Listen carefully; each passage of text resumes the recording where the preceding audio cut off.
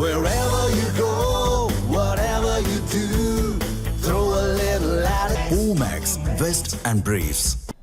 தமிழகத்தில் அரங்கேறும் பெண்களுக்கு எதிரான பாலியல் வன்கொடுமை குற்றங்கள் சட்டப்பேரவை தேர்தலில் எதிரொலிக்கும் என மத்திய அமைச்சர் எல் முருகன் தெரிவித்துள்ளார்.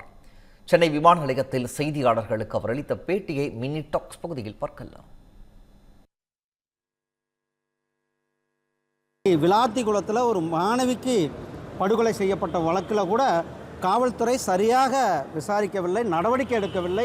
இன்னும் சொல்லப்போனால் கேஸ் கூட ஃபைல் பண்ணலாம்ல, காவல்துறை அதிகாரிகள் மேலே கூட நடவடிக்கை. இப்படி எங்கு பார்த்தாலும் கூட இன்றைக்கு தமிழகத்தில் குறிப்பாக தென் மாவட்டங்களில் பட்டியலின மக்கள் மேலே அதிகமான தாக்குதல், அதே போல் வடக்கு இந்த பகுதியில் எல்லாம் சென்னை போன்ற பகுதிகளெலாம் பெண்கள் மேலே மிகப்பெரிய ஒரு வன்கொடுமை, அதே போல் மேற்கு மாவட்டங்களில் நம்மளுடைய சீனியர் சிட்டிசன் என்று வயதானவர்கள் மேலே தாக்குதல், இப்படி மிகப்பெரிய அளவில் சட்டம் ஒழுங்கு பிரச்சனை தமிழகத்தில் தலைவிரித்து ஆடிக்கொண்டு இருக்கிறது சகோதரர்களே.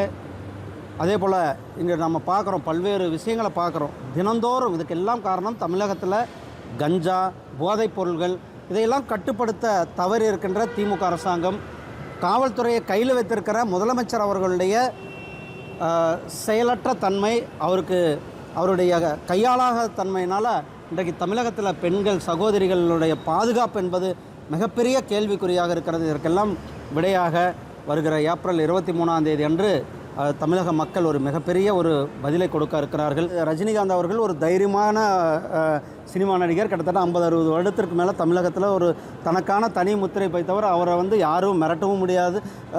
ஆனால் இப்படிப்பட்ட அவர் அவதூறு சொல்களை பரப்பும்போது அவர் எந்த ஒரு மனிதனும் பொறுத்து கொண்டிருக்க முடியாது. ஏன்னா இதில் என்னென்னா ஒரு மனிதன் பாதிக்கப்பட்டிருக்காருன்னா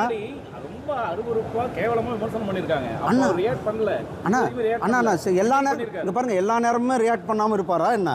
எல்லாரும் அவருக்கும் சுயமரியாதை இருக்குல்ல. தன்னுடைய சுயமரியாதை பாதிக்கிற நேரத்தில் அவர் தன்னுடைய ஆதங்கத்தை வெளியில படுத்துவது முறையான ஒன்று தான்.